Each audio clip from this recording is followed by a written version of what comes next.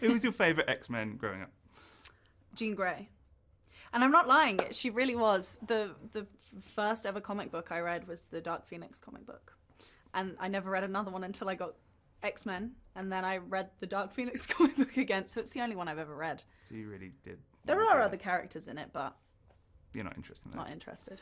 Did you ever talk to Famke Janssen about playing the character? I did. As soon as I got the role in X-Men Apocalypse, I got her email, and we emailed kind of back and forth about where I was coming from approaching the character, and if she had any like movies or music that she listened to, or any kind of material that she read to kind of get into the psyche of Jean.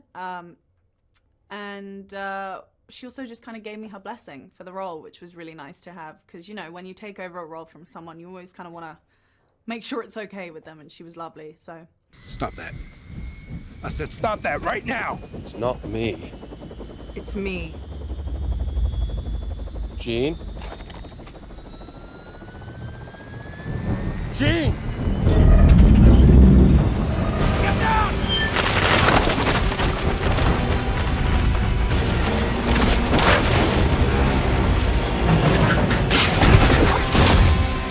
There were a lot of challenges playing this character. I think the biggest challenge was just kind of trying to ground all of these fantastical things that are happening to her and ground it in something that will resonate with the audience, and it's not just kind of like, oh, look at those crazy things that are happening to Jean, you know? And so we wanted to study mental illness for it, specifically schizophrenia, dissociative identity disorder, and addiction. And so that was the hardest. Not the hardest, but it just took the longest, and it was a process to kind of figure out what's going on in her head in this movie. So that was extensive, but it was fun.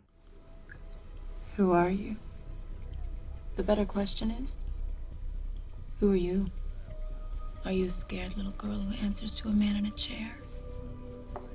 Or are you the most powerful creature on the planet?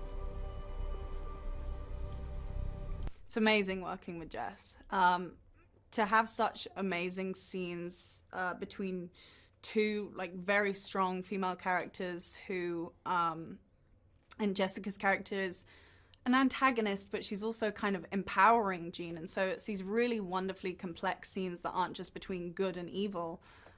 So that was amazing, but also Jess is so much fun to work with. She's a real prankster. She likes to have a lot of fun. She parties a lot. Not parties a lot, but she like dances a lot on set. She sings. She's just so much fun to work with.